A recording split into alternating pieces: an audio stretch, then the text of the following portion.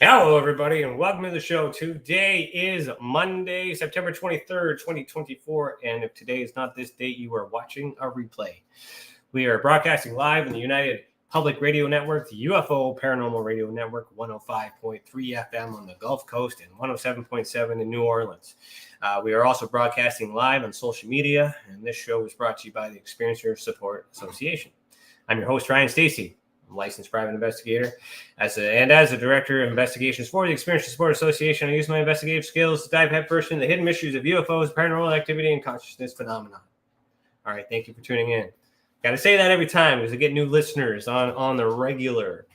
Hope everybody's doing well. I did see a like from Jimmy Edwin Reddick. Thanks for tuning in. Chris, I see you. Thank you, sir.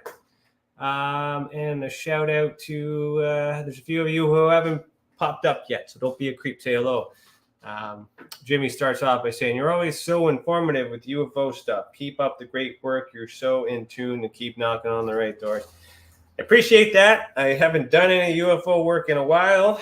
I need to get back at it, and I'm working towards that. And that brings me to the first segment, which is the Tessa Update.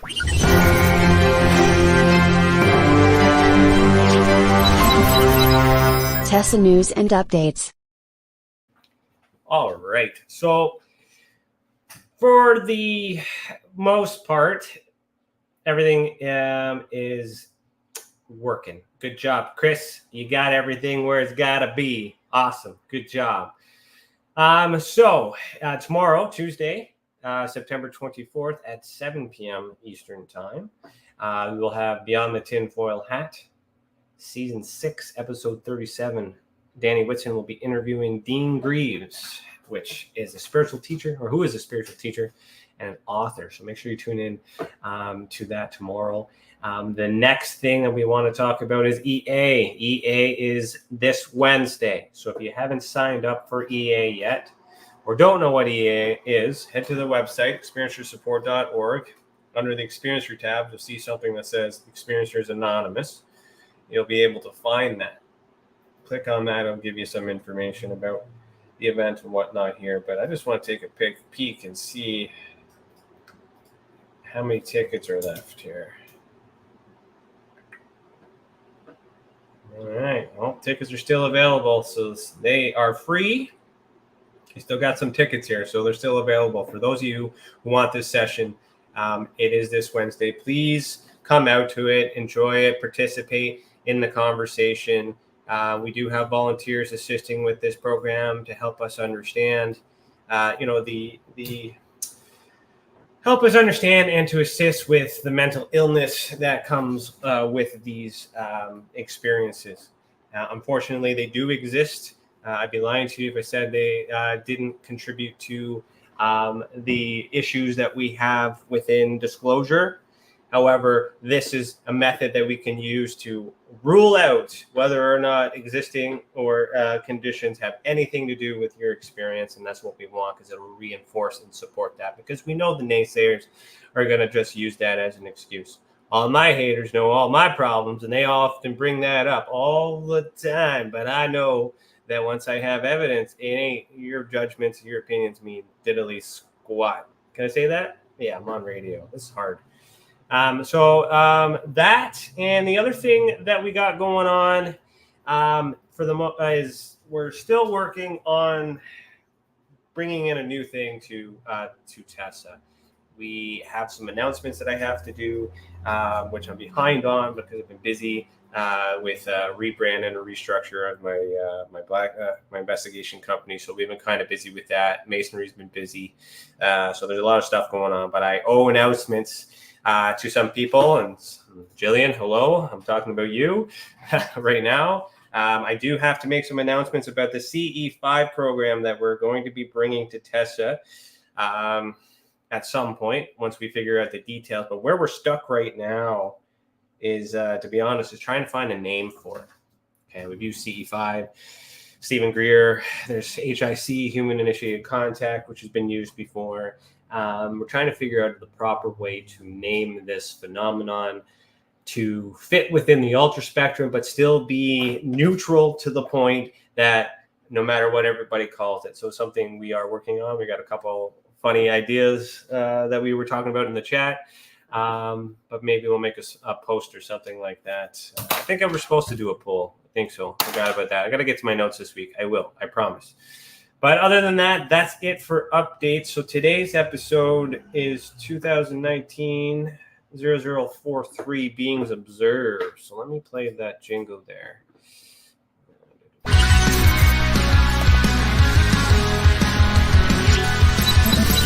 Beings observed, intent unknown. All right, so I am going to find number 43 for us. Apologize for not being prepared this one. As you all know, picking up a kid after school, feeding them, doing all those things, and then hopping in this podcast. I'm just a little bit behind today. All right. Okay. So I think 27. No, we're looking for 43. Where's 43? 43. We've done all these. Wow. I think we cleared Ontario, did we not? Nope, not that one.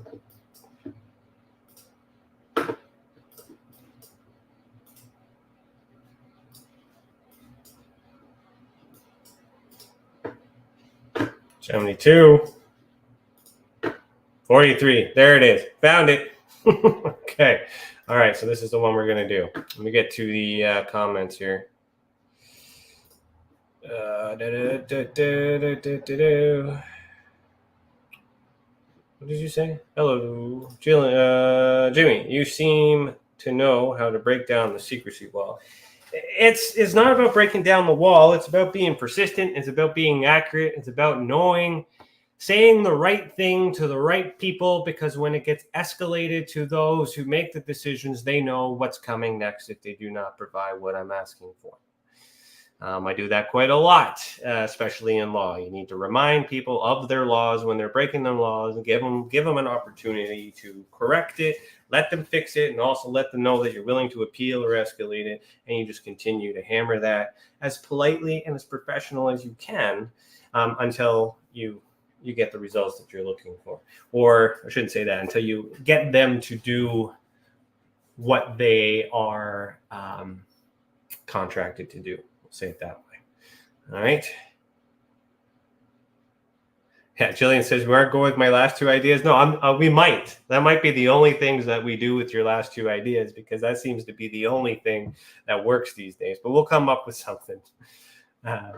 We'll come up with something. I just got to find time to sit down and hammer it. I'm hoping to find some time this week. We got lodge again tonight. We got to practice tonight, and then we have our lodge meeting tomorrow night, and then hopefully I got time to sit down, but I can't just.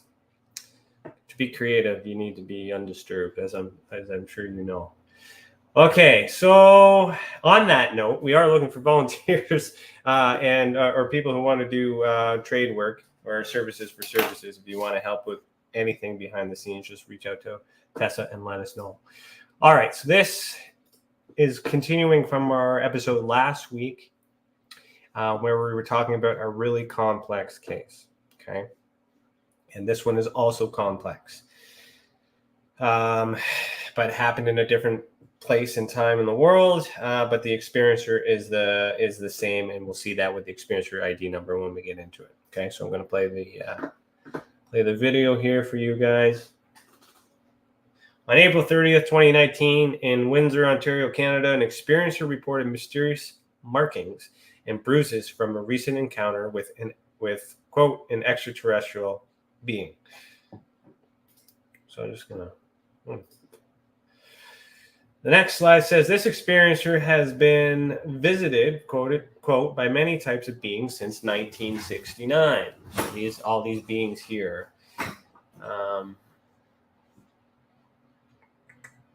Jillian, I see your comment. I'll get to it in a second. Thank you. So these beings here, multiple beings. Okay, this comes back to what I was talking last episode about how important it is to have separate reports, but this complex report is the very reason I knew that we needed the ultra spectrum classification system, because I could not classify this experiencer's experiences using the Hynek-Vallée classification system. That's how that came out to be. All right. So these two cases that we've been talking about, that's just a little history there as to where all this stuff kind of started with that, the reasoning for that. Because I wanted to classify it complex, right? All right, so we want to know if anybody's seen these strange looking creatures or beings, right? Okay, so I'll read and continue here.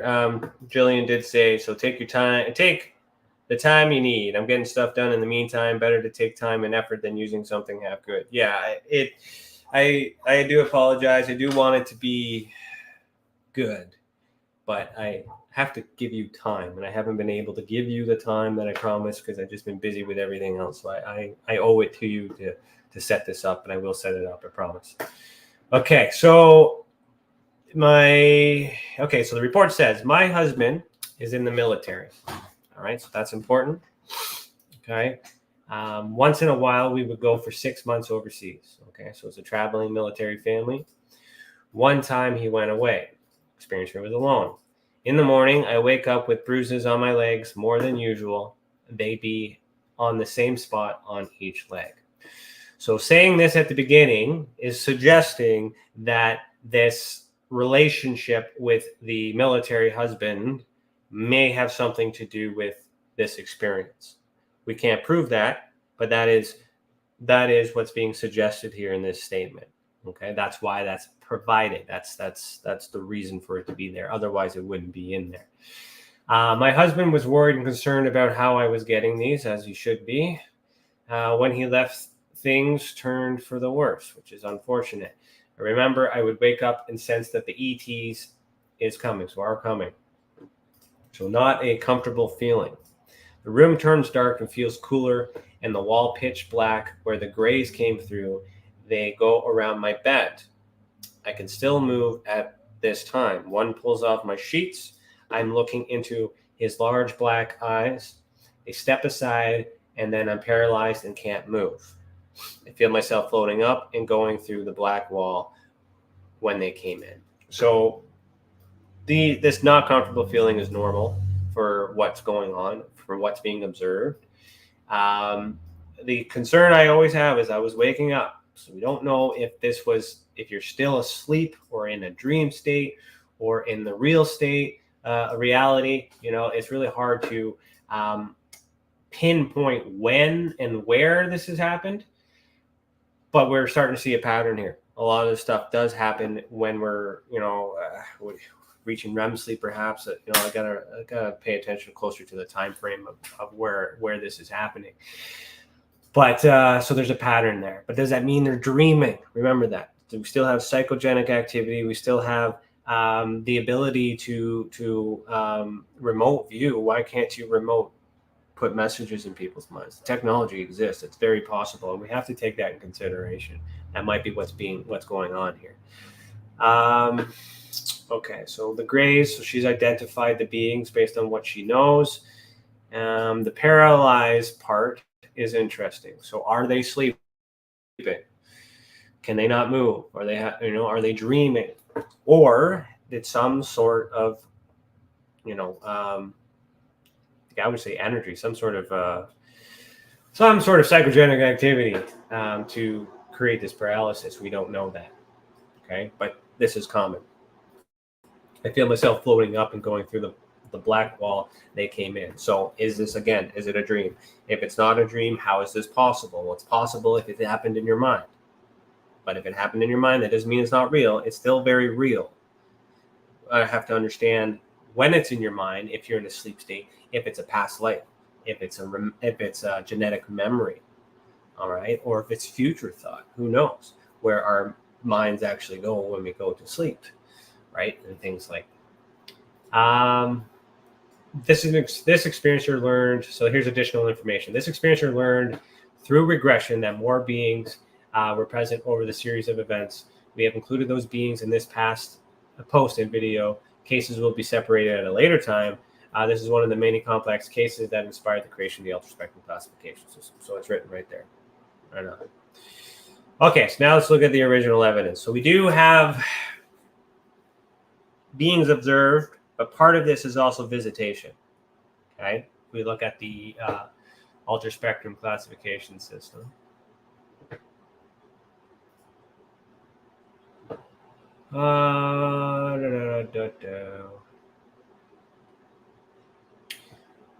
So it would also count as visitation. A mental presence, physical presence, or a hybrid. Likely hybrid in this case, because it's believed to be physical, but it's likely mental. But there's also physical effects, right, with these bruises. Invited, uninvited, so it would be uninvited, essentially, if we were to do that with the visitation. But this is set up for the best category, which was beings observed. Okay, this is what we were focusing on this particular one. So here are the bruise marks on the upper legs, on the side. Bruising is not as bad as the time in Winnipeg. The same time I got the burns. I even had a small black bruises on my breast, stomach, and arms and legs. Still do today, but not as dark. So this is, again, a little bit of background when we asked them to explain the story here. Bruising can be created many ways, as we know, in your sleep, but these bruises very well could be real too. How does a bruise happen if it's happening in your mind? That is $1 million question. How can both exist? We don't know how that's possible. We also can't rule it out because we're not a witness to the way that this individual has slept. But hopefully these things don't continue. Then here's a drawing of what she claims is an incision mark. I drew a blister there where the cone, I drew a blister. They were cone shaped. So that's indicating of that. Here's a bruise on my right knee. I had these on both of my knees at the same time, and as well the other bruises and burns. I looked terrible with all of these and felt really sick. This happened to me 5 times. The burns on my knees last 2 times had blisters on them, and the last time the blisters were bleeding and had an incision mark in the middle of the bruises. They were painful. So there's a large puncture mark. I had these on my upper leg on both of the same spot on both legs. They have large puncture marks. Here's the small rounded bruises I get on my arms, legs, stomach, and breasts. So medical would have been ruled out at the time of this case because we need to ask those questions. It is odd that these things are happening quite severely. But what's difficult with this particular case is that the timeline of all these different events are grouped up into one report.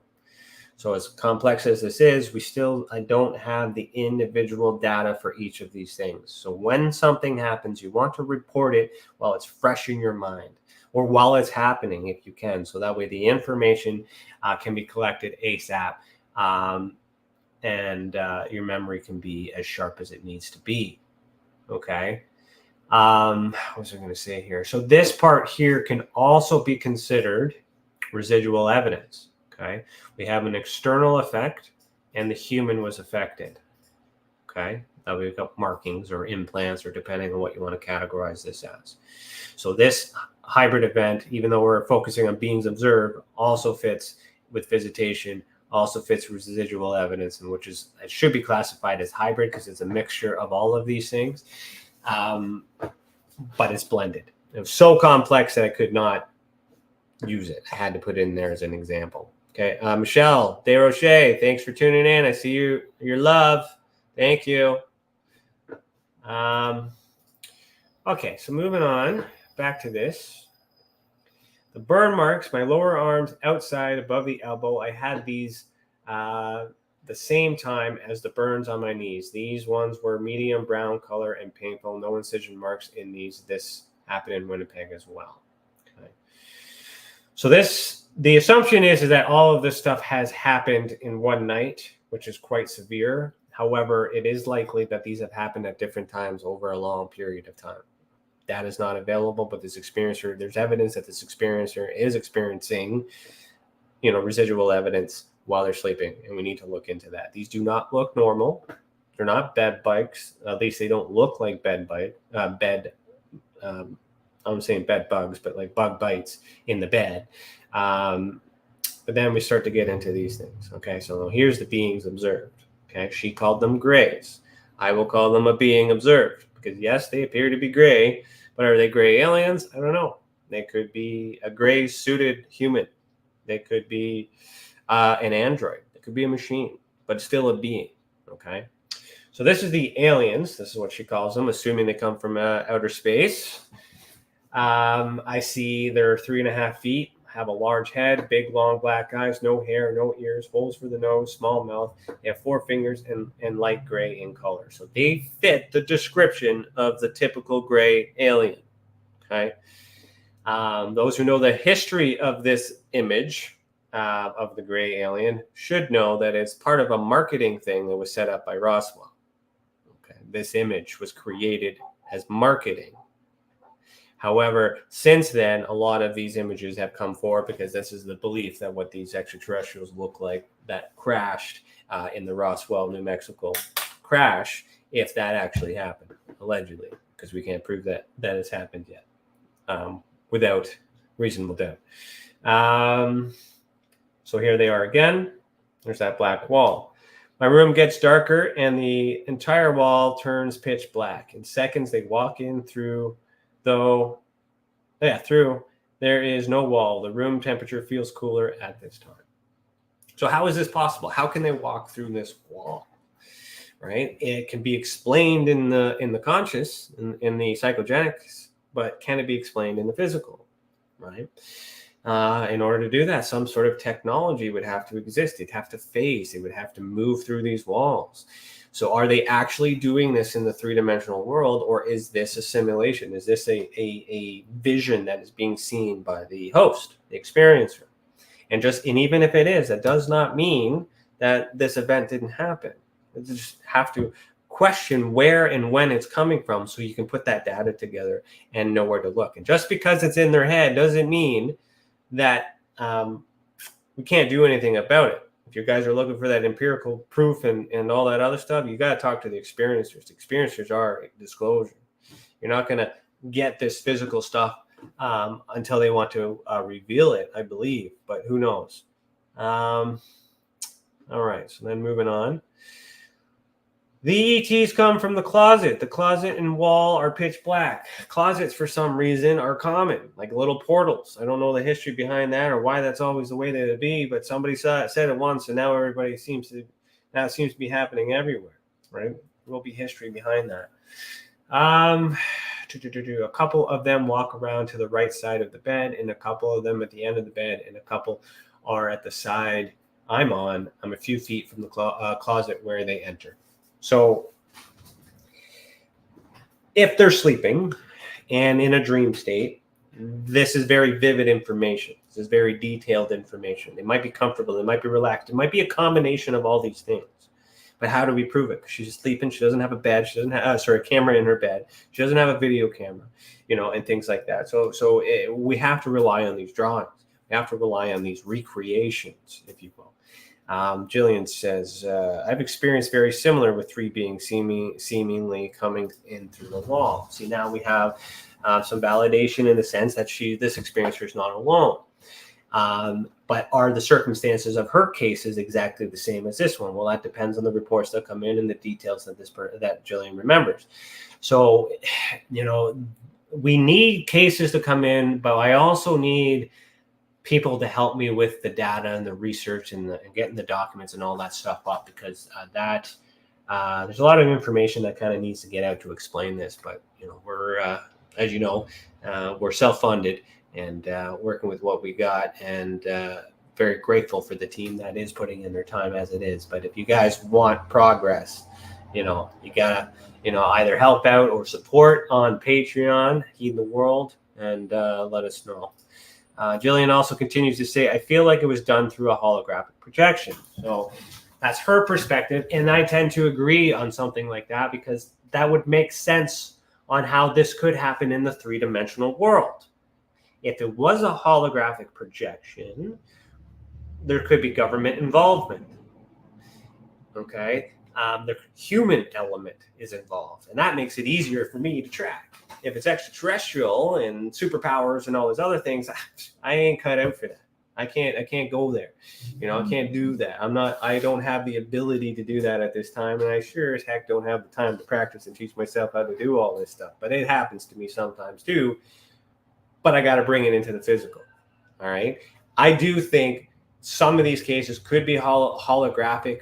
And if it is, then I would question the source, and I would likely think government human involvement of somehow. Maybe not the government per se, but it definitely has to be someone involved with the technology to deliberately place that at the time. Now, the question I would have is why you? Why this message? Why these people? Why this message? Is it individual or is it a global propaganda? Is it a scare tactic? Like, what is the reason for this?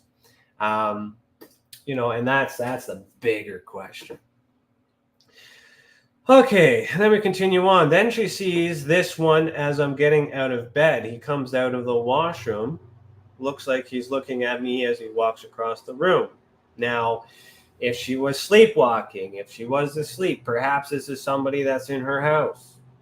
But she claims to have been alone. So if we give credibility to her telling the truth, that is not what's happening in this instance. Okay, got to look at it from all sides. Then he walks and then he disappears. I'm noticing that brim hat there. I get a little startled seeing this, but don't feel any negativity. This one is pitch black too and wearing a hat. All right. Then I see a shadow in my mirror, and I have one sticking there, head out from the side of the door in my bedroom, washroom. They're pitch black mostly, but sometimes appear to be dark gray during the day. So now we're starting to get into reoccurring sightings by this experiencer through her everyday stuff. That asks the question, maybe they are psychogenic. Maybe they do have the ability to see the ultra spectrum, to see under the veil, to see this other space. Just doesn't realize that's what they see. And then when we have visitation, is it visitation? Yeah, visitation is when the intent is implied. So when you know what these beings or whatever is visiting you is up to, then there are beings observed, which can be where the intent is unknown. So at this point, we do not understand the intent of these beings. That's why they're being observed. That's why it's not a visitation. Even though you can claim they're visiting you, but until they say, hey, I'm visiting you, we can't assume that on the other side. So if this experiencer is able to see a lot of beings, so observing a lot of beings, then it's possible that this is evidence to suggest that this is always there. Who can voice? I'm not a medium. I'm not a psychic. I don't have all these abilities to do so, but I've talked to a lot of people who have these abilities. I would put that in the category of someone who perhaps has medium type abilities that may not be nurturing them or practicing with them to do this. So if there's any psychics or mediums out there in the audience or watch this on the replay, is this similar to what you would experience when you know you're channeling, when your intention is there?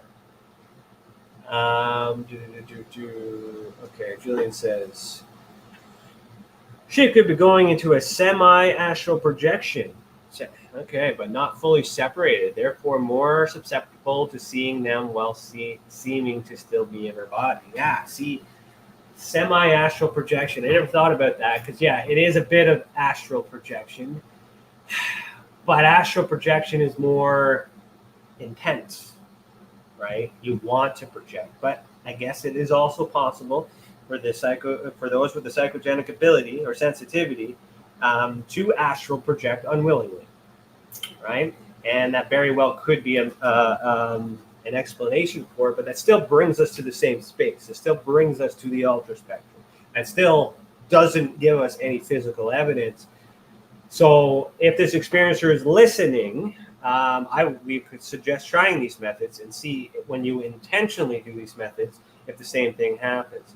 But be wary of your imagination. Do not create these thoughts. Okay, that's a little bit tricky, and we got to get the controlled environment for that if you're doing this on your own. The CE5 program that we're talking about will kind of touch on some of those things, actually. Jillian continues to say, I had many spontaneous astral projection experiences. It took me a while to figure out. All right, well, then you could be, that's going to remember that, because when I start getting into some of these cases, I might need to bounce some of these ideas off you, get an idea of what house these are sitting in. Okay, so next on the list is this guy, this little being. I shouldn't say guy, I don't know. This one here, I don't feel comfortable with. It felt evil to me, reaching his hand to me, and didn't see the face, and has smoky appearance around it in pitch black. So you can make assumptions based on their hands. What's interesting with me is this cloak, because this cloak seems to be common. And not everybody can see the face because maybe the hands are closer, or that's what they saw and that's the memory that they held on to. There's a lot of things that kind of get in the way. You know, you got 5 fingers, 5 toes. Could be it's standing on its 2 feet. It's bipedal. It's a human. It very well could be humanoid. So I would classify that being likely a humanoid bipedal, but it also could be a paracryptid bipedal or bipedal, however you want to say it, because of the characteristics that we have here. But these could be also very long fingernails. Be very long toenails. I know some of you guys might be assuming that this is reptilian because of the characteristics, but is there any evidence in here that can confirm that, right? That's separating fact from belief, okay? The fact is a being was observed, and this is what their hands look like, okay? I've seen some pretty nasty looking feet and toes and hands and fingers from human beings, all right? So we can't rule us out. I'm judging, but I'm just using that as an example. Okay. Then we go and carry on. Now we're starting to see a face. All right. This face kind of gives us a little bit more detail. Not humanoid, perhaps. Now it fits in the paracryptid category. Okay. That gets us close. Bipedal or bipedal. These archetypes, you can name it whatever you want. But this is as far as that bucket goes, bipedal. And if we go back and do the same thing for the Hat Man, that could be humanoid as well, bipedal.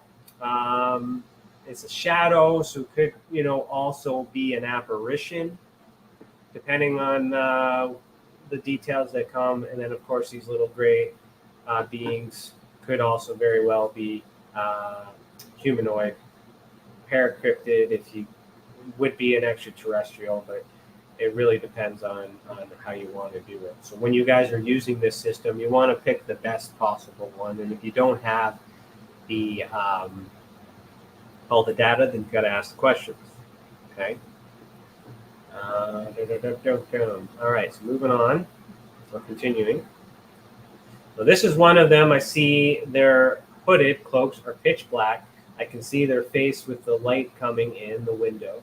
I can see their face. They have a reptilian appearance. So here we go. We know that the experiencer is classifying them themselves as a reptilian. Okay. That gives us an idea of where to look, but not necessarily exactly what those are. They have a long claws. They're tall and wide, huge. Their appearance can be frightening sometimes. Well, that does appear to be frightening, so that emotion is valid and justified. Okay. Now here, another cloak. Okay. Now, this is another being. Okay. This is one of them I see. Does that mean that because the hands match or similar, that this is the same being? It could be. On a balance of probabilities, there's probably a 99.9% chance that this is the same being. However, the face wasn't seen and we can't confirm that. Okay. So do not, what do I say? Correlation does not equal causation. Okay.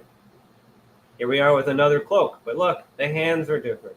So this cloak, for some reason, is very common, but the beings change. So what is up with this cloak? That is a clue. That is a constant. That is something I can compare and contrast and state with a lot of my research that this is a common appearance for these things. So is this cloak magical? Is this cloak technology? Things like that. But this cloak seems to be used, and not to be, and I'm referring to the fabric, not the technology of cloaking, which very well could be the same, because that's what they used to use back in the day to hide in the three-dimensional world, was to put their cloak on. Assassin's Creed does it all the time, right? Which are the Masons and the Templars and all those other things. Spoiler alert. So pitch black. This one has a light blue light around them, so we animated that in the video. I felt no fear. This one's not reptilian in appearance. Has long, four thin fingers. I've seen a little bit of face, eyes that could see. Appeared dark. This one is still. I saw another one similar to this one, had no blue light around it. Shortened, 4.5 tall, pitch black, but I didn't feel comfortable with that one. It felt evil. Right? So you can feel negative energy, but are you feeling it, or are you scared because of the way that it appears? Okay, pay attention to that. Is it fear, or is it evil? Okay, we tend to fear what we don't know, and we mix those emotions together. In therapy, we call that BCA, behavior chain analysis. So we'll go back and look at all the things that have happened in the day and figure all that out, but link it all these other things. Well, we'll talk more about that in EA. But so there we are. So before I'll read the stats, and then we'll go back and look at those pictures again in the color, and then go from there. So the Ultra Spectrum Experiencer Report, 43 of 2019, already in the survey, wants us to investigate and report. ID is 6, female, blood type's A positive, eye color is blue, 39 years of age at the time of the event, only one witness to this event. Okay. Feeling was negative, yes. There were injuries, yes. These markings, okay. Do we know that these beings caused these markings? We don't know that. Those are assumptions. But when this experience had been reported, it was just a common accumulation of all of the experiences at once. And that's another example of why I want these things separately if you can. Okay. So 2006 is when it happened, so quite some time before we got it. So information is lost. Time of day is night, ongoing. So 7 objects in this case, because 7 beings were observed. But these also could be 7 different cases. Okay. Jillian says, that fear feeling could be due to contrast frequency between the being versus person.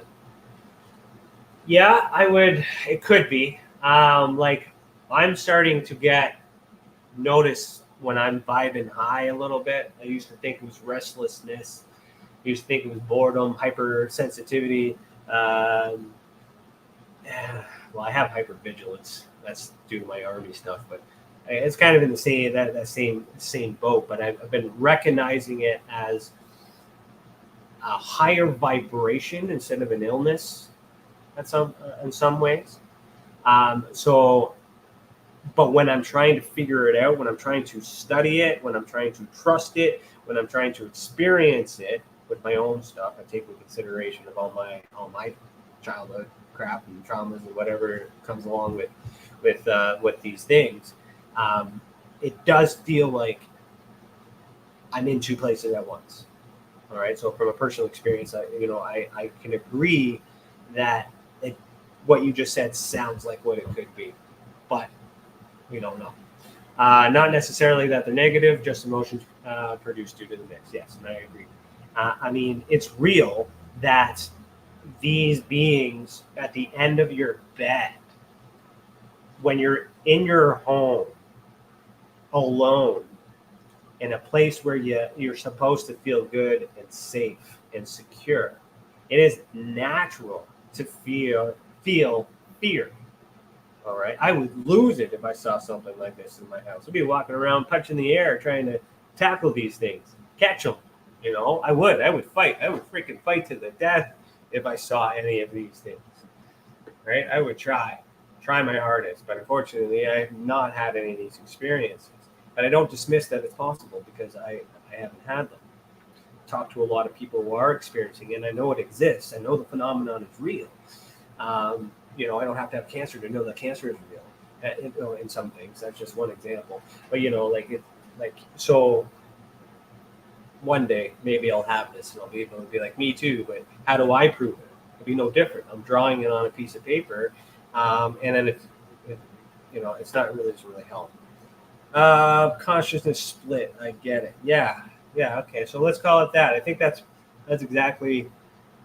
Could say exactly, but that's very likely what could be happening there. Yeah, I think it's safe to say that. It's likely possible. Highly likely possible. But I still got to leave that doubt in there because I can't confirm. We previously reported, yes. Third party involved, no. Analogical evidence, rating is 3. Beings observed, paracryptid. Okay, that's where I settled. Subtype was 1. That is, bipedal. And so gray alien, reptilian, men in black, and shadow figure. For the shadow figure, I would put that under apparition. But because you could see, and that was for the man with the men in black with the hat, I guess. But if you can see the feet, you can see that as bipedal, then it's one of those. If for an apparition, you would likely pick transmedium or hybrid if you can tell that it's both. Unknown would be if you're unable to determine because there's no characteristics of it. Okay, if it's a mist or something like that, but you want to consider it a being. But then I might argue that it's aerial activity or paranormal activity. Okay, when you're helping with cases in the future and things like that, or if you want to classify something, let me know how it should be. We can have a conversation about that and tweak this. Right, this stuff works for me. It's yet to be proven whether or not it works for you guys, and that's why I want to share this stuff and eventually have some people to teach and carry this on and continue. Unidentified, don't know what it is. Extreme close experience, so that is extremely close because it's at the edge of her bed, and extremely close is less than 100 feet. Okay. Uninvited level 2, so uninvited, and level 2 is trace evidence, so we've got analogical evidence. So that's how the evidence is classified. Okay, all these categories, all these things. So you can also see not just beings observed here, but if you want to track some of these things, you can. Once we get more cases added to the database, again, once we get help on the investigative side of things, on top of all the million things I got to get going, then we can start to do a comparison, or compare and contrast. Jillian, Mike Patterson. I guess those splits too. So I've emailed Mike. Actually, Tessa has. We've interviewed Mike. I'm very interested in having Mike be a part of Tessa, but we have not been able to reach him in an official capacity. We've made attempts to invite him, but I'm not quite sure if those invitations have been received. So if you're in contact with Mike, because he's the Bigfoot guy in Ontario, right? Nudge him and see where he's at. Yeah, okay. Because I am on radio here, but it's not something I haven't said before.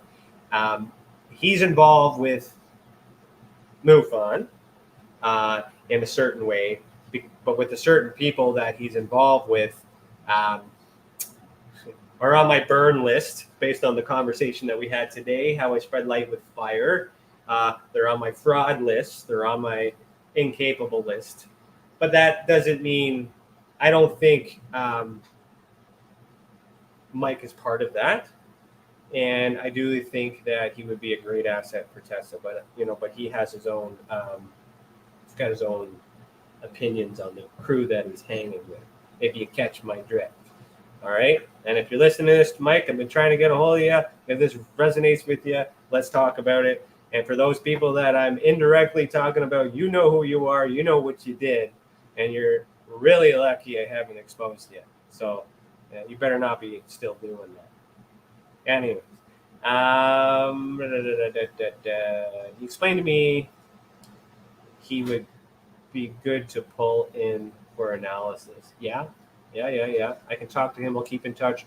Mike started getting involved in C5 groups too. Awesome. Okay. All right. Maybe that could be a segue one day, but we'll focus on that too. C5s are good. But we're gonna raise the bar. It's not just gonna be UFOs. Maybe we'll try beings as well. We got to figure this out.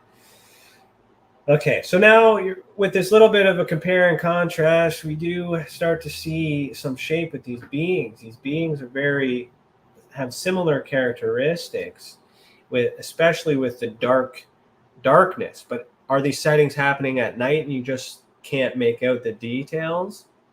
Or are they literally dark beings? Right? What's with black? Is it always being seen? What's with these cloaks? Okay. I think we pretty well covered all these cases. We haven't done that one yet. And I know we haven't done that one yet. Have we done this one? No, I don't think so. I think there's a few here we haven't touched on, so that's good. So where are we at for time? I got 10 minutes. Anybody got any questions for me? Christopher A. James, thank you for the, I guess that's a care. You care for me or are you concerned for me? Let me know in the comments. Or you care about the conversation. I'm not quite sure how that button actually is meant to be used. And you know what, too? You know that when you say thank you and you see those hands, I used to think those were prayer hands. And I have recently found out that those are not prayer hands, that those are high fives. Two people high-fiving each other. Think about that the next time you see that emoticon. So that kind of blew my mind a little bit. All right, so 10 minutes. Do we have time for another one? We might. Let's see what I can find. Unless you guys have any questions, concerns, pick my brain while I'm here. Okay. I'm going to turn off the bases and stations because I don't need to see that right now. Manitoba.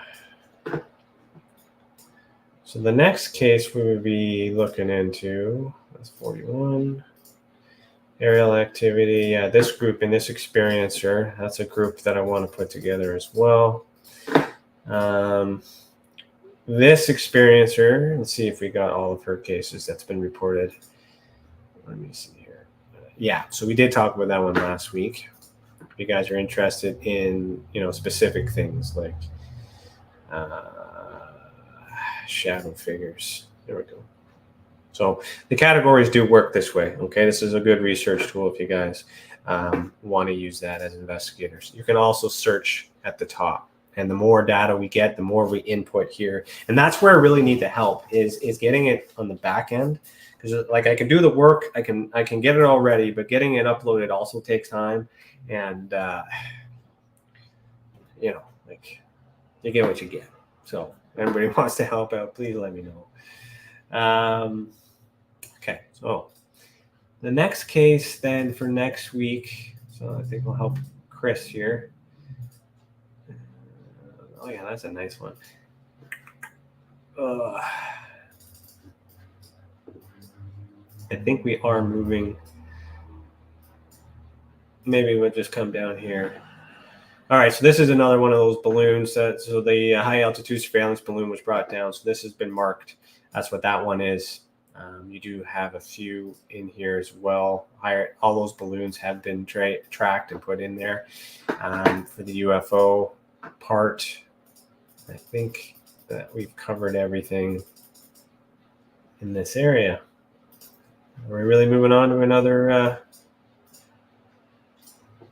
spot.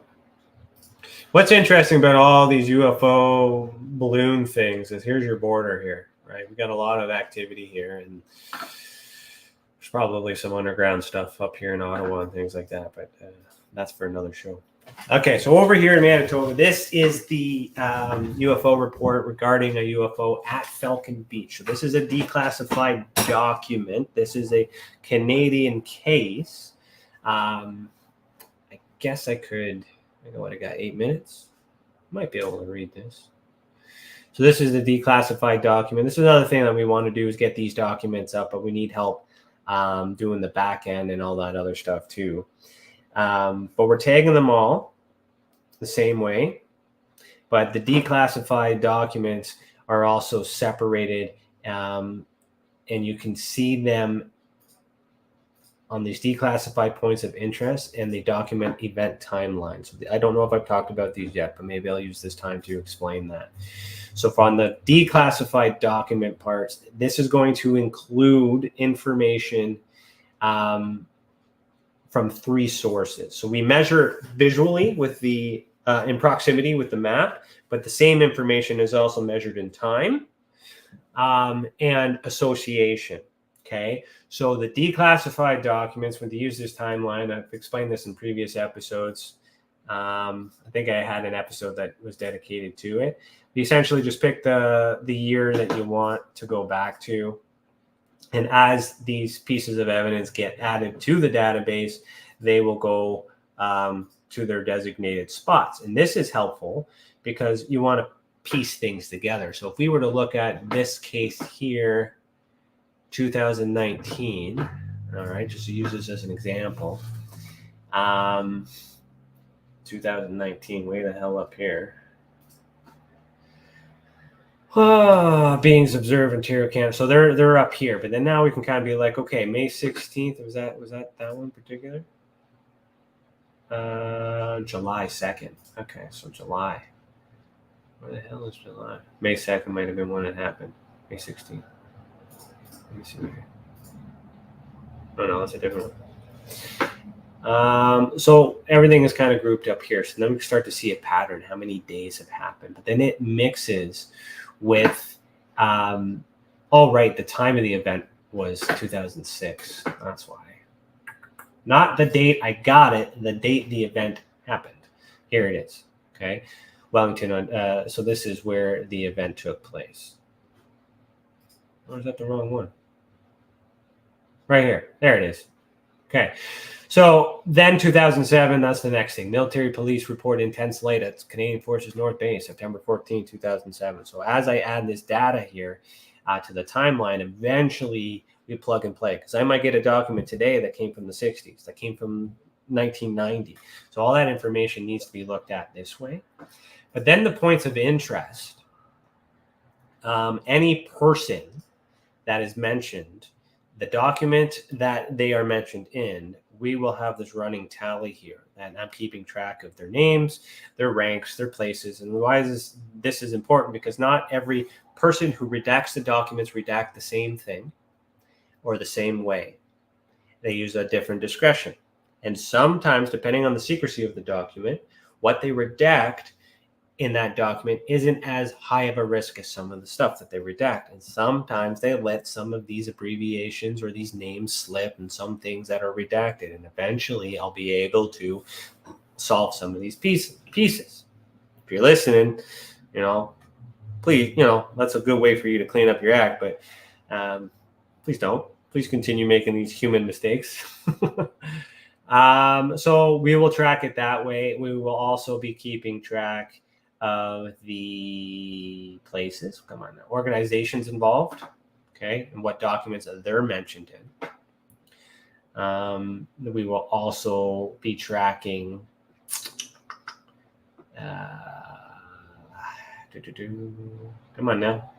places, okay, what places are mentioned in these declassified documents. So if you're looking for anything in specific, it's all there. Objects that were mentioned. All right.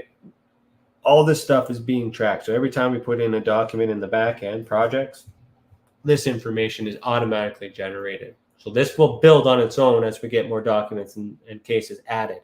But again, I'm working on building the C5 program. Then I got to finish my my overdue books. I have 3 books that are overdue. So I'm going to focus on that. And then I'm going to be really getting into teaching how to investigate this stuff. But in the meantime, I do need a pilot group to work with. So I'm putting that out there. And I'm also going to start internal. If anybody internally who's already part of the organization wants to be a part of that, let me know. We'll start there. So that's just a little breakdown of that. So this particular document was from the Canadian government. We've transcribed it, and this is important because when you go to other websites that just put the documents up, that's great. You can search for the document, you can read it yourself, but because it's been transcribed and put into text, I can now search for a phrase like a key phrase in my database, and I'll find keywords. That's why that's done. So to do it right, to do it proper, takes time, takes resources, takes people. Okay, definitely takes money, but it takes people. All right, I can only do so much by myself, but I appreciate those that have helped and that continue to help because they are also making this happen. All right, shout out to everybody that is part of the Experiencer Support Association. So yeah, so you can check out these declassified documents. This is where they came from, who got them. And then we're also tracking this stuff too, if you're ever interested in that. So if you want to learn everything about Falcon Lake, click on that. This is what we have as far as documents goes. It's a really neat design system. Anything that mentions Stephen or Stefan, everything's here. A lot of stuff about that guy, right? So then you can start tracking it depending on what your research is. Okay, it's supposed to be a one-stop shop. Who's in it? Are you guys going to join? Okay. Okay, last. Oh, I know Sean McNamara too. Experiencer might benefit from reading Renegade Mystic by Sean McNamara. That's actually, that guy's he's family. In my, I'm not going to tell you who he's related to, but because I don't want to tell the whole world, but that person's distant in my family. So lots of details in their confusion between dream state, astral state, and semi-fully experiences. Experiencer, yeah. So if you are listening, Experiencer, or watch this on the replay, check out the Renegade Mystic by Sean McNamara. All right.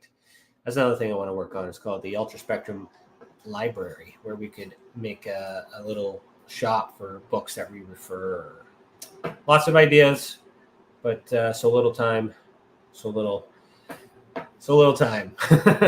All right, guys, I am out of time, so I do have to end the show. So I hope you enjoyed that. A little bit of a flustered day for me. I got a meeting tonight and a whole bunch of other things on my mind, but hopefully next week. Chris, I did not decide on which episode next week's going to be. Let me see here. 2019 CO172 area activity. Let me just show it on the screen, Chris. This will be the one next week. If you can see that, we'll start there. Aerial activity. All right, everybody. Thanks for watching.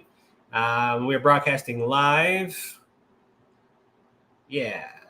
On United Public Radio Network, the UFO Paranormal Radio Network, UFO Paranormal Radio Network, 105.3 FM. There it is. On the Gulf Coast, 107.7 FM, New Orleans. We are also broadcasting live on social media. And remember, one lie is enough to question all truth. Thanks for watching. Keep your eyes in the sky. And as always, say it. Heed the world. Peace. If you want to really, really find out about Ryan, ask him about all his work and UFOs in Ontario. Ryan is one of Canada's leading new UFO investigators. He conducts and oversees UFO investigations on a constant basis. He's compiled a tremendous amount of data regarding UFOs in Canada. I have used his research extensively. He's much more than a one-dimensional character. He's an authority on UFOs and investigating them, Meg. Wow! Really goes over how UFO investigations are done and what are some of the mistakes that people make when they submit evidence. For starters, don't edit your videos or photos before you send them. He would come out with an annual report on not only the number of sightings, but how many were unexplained, unknown, or just, nothing could be said. What caused it? If you want to hear more follow-up conversation between Ryan and myself, you can go to richardolanmembers.com, where we have a candid conversation on ufology, the paranormal, and more. And remember, while we learn and grow and search for the truth, let's be good to each other.